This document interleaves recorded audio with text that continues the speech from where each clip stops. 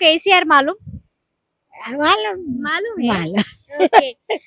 अभी next elections है ना हाँ, तेलंगाना में, हाँ, हाँ। कौन विन होता? बीजेपी, कांग्रेस, नहीं तो तेलंगाना? नहीं, हम कांग्रेस के फैन है कांग्रेस। क्यों? क्योंकि Indira Gandhi I am very favourite big fan of. Fan, और पूरा फैमिली कोऑपरेट करिएगा। गांधी, इंदिरा गांधी, राजीव गांधी, अब प्रियंका गांधी, हम चाहते हैं कि उसकी पोतरी आना। ఓకే అంకుల్, ఇప్పుడు మనకు నెక్స్ట్ ఎలక్షన్స్ జరగబోతున్నాయి కదా, ఏ పార్టీ గెలుస్తుంది అనుకుంటున్నారు? కాంగ్రెస్. కాంగ్రెస్. ఎందుకంత కాన్ఫిడెన్స్ గా కాంగ్రెస్ అని చెప్తున్నారు? ఎందుకంటే అందరికీ విసుగొచ్చేసింది తెలంగాణ కేసీఆర్ పైన. ఎందుకని? ఎందుకంటే విసుగొచ్చేసింది, ఆయన చెప్పుడు ఎక్కువ చేసుడు తక్కువ ఉన్నది అంతే. అందుకొరకే అందరు విసుగొచ్చేసింది. రేవంత్ రెడ్డి రావాలని ప్రతి ఒక్కరు కోరుకుంటున్నారు, అంటే మార్పు కావాలని కోరుకుంటున్నారు అంతే. వచ్చే ఛాన్సెస్ ఏమైనా ఉన్నాయా మరి? పక్కా వస్తాడు, కానీ వాళ్ళకే పడట్లేదు కదా అంకుల్. ఇక పడతాడంటే పుకారు చేస్తాడు అంతే కేసీఆర్. ఎందుకంటే ఒక్కరే స్ట్రాంగ్ గా ఉంటే పనులు అవ్వవు. ఇప్పుడు కాంగ్రెస్ పార్టీలు ఎవరైతే ఉన్నారో వాళ్ళందరూ సపోర్ట్ చేసి ఏమో ఛాన్సెస్ ఉండొచ్చు గెలవడానికి, కానీ ఒక్కరే పోరాడాలంటే కష్టం కదా. అట్లెందుకు అనుకుంటారు, గెలుస్తాడు కదా రేవంత్ రెడ్డి, పక్కా వస్తాడు చూడండి కావాలంటే. ఇప్పుడు అంతేందుకు టీఆర్ఎస్ సీట్లు ఎమ్మెల్యేలు కూడా చాలా తక్కువ. ఇప్పుడు మా దగ్గర విజయసాయిరావు ఉన్నాడు, వాళ్ళ కొడుకు ఇచ్చారు ఇప్పుడు కల్వకుంట్ల సుజిత్. ఇప్పుడు ఆయన రాడు, అక్కడ రాడు. రాడు ఎందుకంటే మొన్నదాకా ఫాదర్ చేసిండు, ఇప్పుడు మళ్ళీ కొడుకు వస్తుండు. వాళ్ళ ఇంట్లో వస్తుండ్రు, వేరే వాళ్ళకి ఛాయిస్ ఇస్తలేరు. ప్రజలందరూ ఏంటంటే కొత్తదనం కోరుకుంటున్నారు. అంటే ఇంట్లోకి ఇస్తున్నారు అని అంటే ఏదో ఒక డెవలప్మెంట్ చేస్తారు అన్న కాన్ఫిడెన్స్, అదే మన వాళ్ళకి మనకి ఇచ్చుకుంటే డెవలప్మెంట్ చేస్తారన్న కాన్ఫిడెన్స్ తోనే ఇస్తారు కదా. ఓపు ఉన్నది అంటే, ఓపు అంటే ఏంటంటే వాళ్ళు చేస్తలేరు కదా పనులు, ఏం చేస్తలేరు వాళ్ళు. ఏంటంటే ఎప్పుడు వాళ్ళని గెలిపించుకుంటూ పోతే ఏం చేయకుండా అయిపోయింది. ఇప్పుడు ఎన్ని ఉన్నాయి, చాలా ఉన్నాయి చెప్పుకుంటూ పోతే తెలంగాణలో. కొన్ని చెప్పండి. ఎగ్జాంపుల్ దళిత బంధు అని చెప్పేసిండు. దళిత బంధు ఓన్లీ వాళ్ళ కార్యకర్తలు తప్ప సామాన్య వాళ్ళకి ఇస్తలేరు. దళిత బంధు బీసీ బంధు అని చెప్పేసిండు. బీసీ బంధు 500 మంది అప్లై చేసుకుంటే ఒక్కరికే ఇస్తుండు. 500 కమ్ ఒక్కొక్క దానికి ఏం చేసుకున్నా మినిమం ఒకదానికి ఒక 100 రూపీస్ పట్టండి, ఎన్ని అవుతున్నాయి. మినిమం ఒక 2,50,000 పబ్లిక్ డబ్బులు తీసుకునే 1 లక్ష రూపాయలు ఇస్తుండ్రు బీసీ బంధు. అంటే 1.5 లాక్ ప్రభుత్వానికి అవుతుంది. అట్లా కళ్యాణ లక్ష్మి వచ్చి అప్లై చేసిన వాళ్ళకి ప్రతి వారికి అయితే వస్తుంది కదా. నాకు తెలియదు మేడం, వస్తుంది కావచ్చు, తెలియదు మాకు. ల్యాండ్ ఉందా అంకుల్ మీకు? ల్యాండ్ ఉంది. ఎన్ని ఎకరాలు ఉంది? ఎకరాలు లేదు, అంటే ఎంత ఒక ఎకరం లోపు ఉంటుంది. ఏమైనా వస్తుందా మళ్ళీ? వస్తుంది, రైతు బంధు వస్తుంది. కాకపోతే ఏంటంటే రైతు బంధు కూడా పెట్టుకున్నది వాళ్ళ గురించి పెట్టుకున్నారు అంతే. ఇక వాళ్ళ ఎకరాలు ఉంటాయి కదా, మాదెంత 30 గుంటలు ఎకరం లోపు ఉంటుంది. వాళ్ళ ఎకరాలు ఉంటాయి కాబట్టి వాళ్ళ గురించి పెట్టుకున్నారు. రైతు బంధు అనేది వాళ్ళ గురించి పెట్టుకున్నారు అంతే, ఎవరి గురించి కాదు. అది ఒకవేళ ఈ ఇన్ని ఎకరాలు వాళ్ళకి అని చెప్పేసి ఒకవేళ లిమిట్ ఉంటే ఎట్లుంటది? ఫస్ట్ రైతు బంధు తీసేయాలి, అవసరం లేదు. రైతు బంధు అనేది అవసరం లేదు, ఏం లేదు. ఫస్ట్ ఆఫ్ ఆల్ అంటే కేసీఆర్ గారికి ఏంటంటే ఉచిత విద్య వైద్యం అందిస్తే చాలు, ఏది అవసరం లేదు. ఇంకొకటి వృద్ధులకు ఒక ఫిక్షన్ ఇస్తే సరిపోతుంది అంతే. అంతా సోమరిపోతున్నా తాగుబోతులను తయారు చేస్తుండే తప్ప కేసీఆర్ ఏం చేస్తున్నాడు? బాగా చెప్తున్నా, అంతా తెలంగాణ అంటే తాగుబోతుకు నిదర్శనం అయిపోయింది ఇప్పుడున్న సిచ్యువేషన్లో. ఇది అందుకొరకు ఏంటంటే మార్పు కోరుకుంటున్నారు. మాకు రేవంత్ రెడ్డి వస్తాడు సీఎం గా పక్క. ఈసారి కాంగ్రెస్ ఎట్టి పరిస్థితులు వస్తుంది, ఇది మాత్రం పక్క. ఓకే, మిమ్మల్ని చూస్తుంటే చాలా కాన్ఫిడెన్స్ తో ఉన్నారు. కేసీఆర్ గారు ఓడిపోయి రేవంత్ గారు గెలుస్తారు అని చెప్పేసి. అంటే నేను ఒక్కటి మాట కాదు, తెలంగాణ యావత్ ఎంతమంది ఉన్నారో ప్రతి ఒక్కరు కూడా కొత్తదనం కోరుకుంటారు మేడం. ఇది విషయం కంపల్సరీ వస్తారు రేవంత్ రెడ్డి. ఈసారి ఏ పార్టీ గెలుస్తుంది అనుకుంటున్నారు? ఈసారి ఖచ్చితంగా టిఆర్ఎస్ పార్టీని మాత్రం ఓడిపోతుంది. ఓడించవలసిన బాధ్యత కూడా ఈ ప్రజల మీద ఉన్నది. ఎందుకంటే ఈ తెలంగాణ ప్రభుత్వం చేసింది ప్రజల కోసం చేయలే. ఆయన ఏ పని చేసినా పర్సెంటేజ్ల కోసమే చేసుకుంటాడు తప్ప తెలంగాణ ఉన్న పేద ప్రజానికం కోసం ఏమీ పథకాలు పెడతలేడు.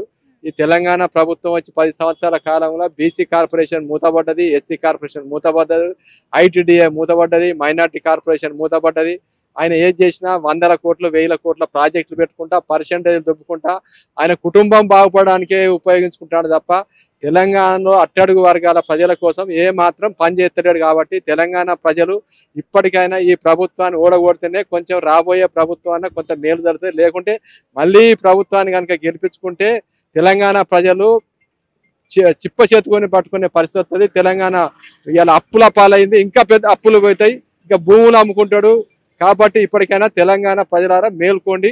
ఏ పార్టీకన్నా వేసుకొని కానీ టీఆర్ఎస్ పార్టీకి మాత్రం ఓటేయొద్దని తెలియపరుస్తుంది. ఓకే, ఇప్పుడు ఏవైతే సంక్షేమ పథకాలు అయితే ఉన్నాయో అవి ఆల్మోస్ట్ చాలా మందికి వస్తున్నాయి కదా. ఈ తెలంగాణ సంక్షేమ పథకాలు ఈ మధ్యనే ఈ 6 నెలల కాలంలో ఇది ఈటల రాజేందర్ని ఓడడానికి దళిత బంద్ అన్నాడు, ఈ ఓట్ల దగ్గరకు వచ్చినాక బీసీ బంద్ అంటున్నాడు, మైనార్టీ గృహలక్ష్మి పథకం అంటున్నాడు.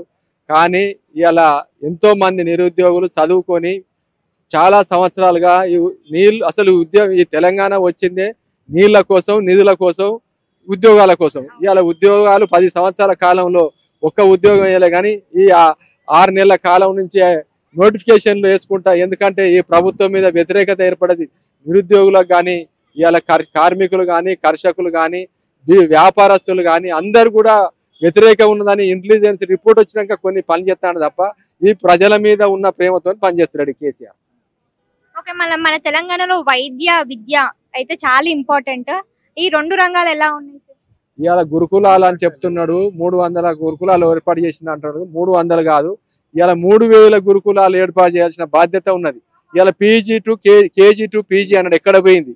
ఇవాళ వైద్యం అంటున్నాడు, ఇవాళ వైద్యం ఇవాళ చాలా హాస్పిటల్ అని చెప్తున్నారు. సరి అయినటువంటి ఇవాళ హాస్పిటల్ పెంచండి కానీ వారికి సరి అయిన మెడిసిన్ లేదు, సరి అయిన ట్రీట్మెంట్ లేదు, డాక్టర్లు లేరు, నర్సులు లేరు హాస్పిటల్లో. మరి ఎక్కడ వైద్యం ప్రజలకు అందుతుంది చెప్పండి. ఒకవేళ కాంగ్రెస్ గెలిస్తే ఎట్లుంటది? ఇవన్నీ అందుతాయి అనుకుంటున్నారా? మరి నేను చెప్పేది ఒకటే, వారు మేనిఫెస్టోలో పెడతారు, కాంగ్రెస్ కావచ్చు, బీజేపీ కావచ్చు. ఆ మేనిఫెస్టోలో పెట్టినాక ఆ మేనిఫెస్టోని చూసి ఓటేయాలని మేము ప్రజలను కోరుతున్నాం.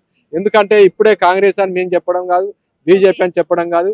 వాళ్ళు పెట్టే మేనిఫెస్టోలో వాళ్ళు ప్రజలకు ఏం చేస్తారో వాళ్ళు పెట్టినాకనే ఆ పెట్టిన దాన్ని బట్టే ఓట్లేయని కోరుతున్నాం. ఇప్పుడు కొత్తగా ఎవరైతే ఎలక్షన్స్ ఓటర్స్ ఉంటారో కొత్త యూత్ వాళ్ళకి ఏం చెప్పాలనుకుంటున్నారు? ఈ యూత్ ఇవాళ రేపు వాళ్ళు ఏం తెలియదక్కువలు కాదు. ఇవాళ వాళ్ళు సోషల్ మీడియా ఉన్నది, పేపర్ ఉన్నది, టీవీలు ఉన్నాయి. వీటన్నిటి ద్వారా ఈ తెలంగాణ రాష్ట్రంలో ఈ తెలంగాణ ప్రభుత్వం ఏ రకంగా అన్యాయం చేస్తుందో అందరికీ తెలుసు. మనం చెప్పాల్సిన అవసరం లేదు. వాళ్ళకు చైతన్యవంతమైనదే తెలంగాణ. ఇప్పుడే కాదు, నైజామోని తరిమి కొట్టిండ్లు, పటేళ్లను పెద్ద పెద్ద దొరలను తరిమి కొట్టిండ్లు, పెద్ద అది మన పోరాటాలు చేసిన చరిత్ర ఉన్నది. ఇలా తెలంగాణ సాధించుకున్నా అంటే మామూలు కాదు. ఎంతో పెద్ద ఎత్తున ఉద్యమాలు చేసిండ్రు. ఎంతో మంది విద్యార్థులు 1200 మధ్య విద్యార్థులు బలిదానం అయిన్లు. అయినా కానీ వాళ్ళ సావుకు సార్థకత లేదు, వాళ్ళ కుటుంబాలకు నిమ్మలం లేదు, తెలంగాణ ప్రజలు కూడా తృప్తిగా లేరు. తెలంగాణ వచ్చినప్పటి నుంచి నిరుద్యోగులకైతే ఏం యూజెస్ లేవు. తెలంగాణ వచ్చినాక నిరుద్యోగులను మాత్రం నట్టేట ముంచారు. తెలంగాణ రాష్ట్రం ఏర్పడ్డది విద్యార్థుల ఆత్మ బలిదానాలతోటి. 1200 మంది విద్యార్థులు ఆత్మ బలిదానం చేసుకుంటే ఇంతవరకు నిరుద్యోగులకు మాత్రం ఎలాంటి బెనిఫిట్స్ మాత్రం చేయలేదు తెలంగాణ ప్రభుత్వం వచ్చినాక. ఈ విషయం చాలా విద్యార్థులు మాత్రం చాలా సీరియస్ అవ్వరు. తెలంగాణ రాష్ట్రంలో కేసీఆర్ని దించితే మాత్రమే ఉద్యోగాలు వస్తాయని ప్రతి ఒక్కరు భావిస్తారు. తెలంగాణ టైంలో కూడా స్టూడెంట్స్ తోనే ఆ ఉద్యమం అనేది స్టార్ట్ అయ్యింది. కానీ స్టూడెంట్స్ కి ఎలాంటి డెవలప్మెంట్, ఎలాంటి యూజెస్, ఇప్పటి వరకు బెనిఫిట్స్ ఏమైనా జరిగాయా? లేవు. కేవలం మన పోలీస్ శాఖలో మాత్రమే వేసారు ఉద్యోగాలు. అంతకు తప్పిస్తే ఇంతవరకు దేంట్లో వేయలేదు. నిరుద్యోగ వృత్తి 3016 రూపాయలు అన్నారు. దాదాపు 9 సంవత్సరాలు అవుతుంది, ఇంతవరకు ఇచ్చిన పాపాన పోలేదు. ఒకవేళ అది ఇస్తే కరెక్టేనా? ఇస్తే అంటే ఇప్పుడు అశోక్ నగర్, దిల్షు నగర్ అలాంటి కోచింగ్ సెంటర్లలో ఎంతో మంది 4000 పెట్టి చదువు ఉంటున్నారు. రూమ్ రెంట్ కట్టలేకపోతారు. మరి కొద్దిగా యూజ్ అవుతుంది కదా దానివల్ల మళ్ళీ సోమరిపోతులను చేసే ఛాన్సెస్. సోమరిపోతులు కాదు, సోమరిపోతులు అనేది సమస్యనే కాదు. దానివల్ల విద్యార్థులకు ఎంతో అంత నెలసరి 3000 4000 రెంట్ కట్టుకోనికి మాత్రం యూజ్ అవుతుంది కంపల్సరీ. ఇప్పుడు ఈసారి గెలిచే ఛాన్సెస్ ఏమైనా ఉన్నాయా? లేదు, ఈసారి మాత్రం కాంగ్రెస్ ప్రభుత్వం రావాలని ప్రతి ఒక్కరు కోరుకుంటాము. ఎందుకంటే ఎంత కష్టపడి మనం మన తెలంగాణని తెచ్చుకున్నాం. అవును, తెలంగాణ తెచ్చుకున్నాం. తెలంగాణ తెచ్చుకున్నాక ఇంతవరకు ఏం జరిగింది చెప్పండి? నిరుద్యోగులు మాత్రం చాలా బాధపడతారు. ఈ విషయంలో ఉద్యోగాలు లేవు ఇంతవరకు.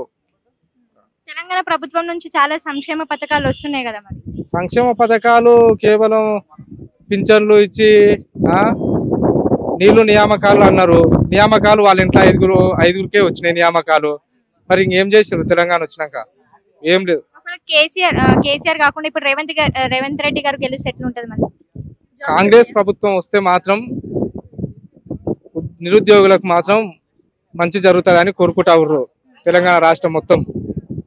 అయితే ఈసారి గెలిచే ఛాన్సెస్ కంపల్సరీ కేసీఆర్ గారు ఈసారి గెలిస్తే మాత్రం తెలంగాణను మొత్తం అమ్మేస్తాడు.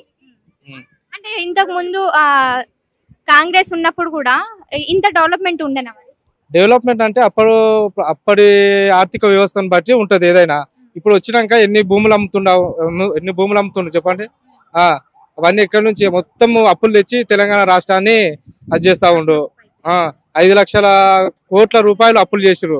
పుట్టబోయే బిడ్డ మీద కూడా దాదాపు 1,50,000 రూపాయలు వేసిండ్రు. మరి ఇంకా అలాంటి సందర్భంలో తెలంగాణ రాష్ట్రం డెవలప్ అయిందంటే ఎట్లా నమ్ముతాం చెప్పండి? వైద్య విద్య ఎట్లా ఉంది మరి? విద్యం అనేది అసలు లేదు. ఉస్మానియా యూనివర్సిటీలో ఇప్పటి వరకు ఇలాంటి ఏమంటారు పోస్టులు కానీ భర్తీ చేసిన సందర్భం లేదు.